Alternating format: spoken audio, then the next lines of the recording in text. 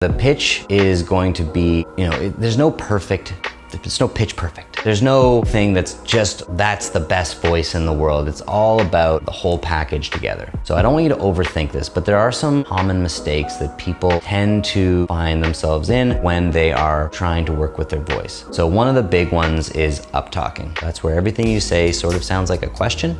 You're kind of putting this inflection at the end of your sentences, da da da da.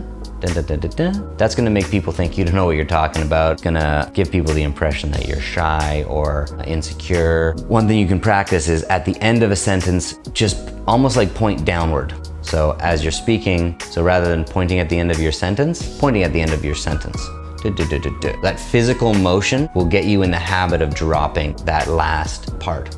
It sounds very decisive. It sounds very decisive? It sounds very decisive when you end on a low note. Think about like newscasters. Can you imagine if newscasters put an inflection up? You would never trust the news. Not that you can, but getting political. If every person who worked in the news always put a question mark at the end of it, it wouldn't work. Anytime you see a presidential or just any politician or someone in the news speaking, it's always with this decisive command at the end.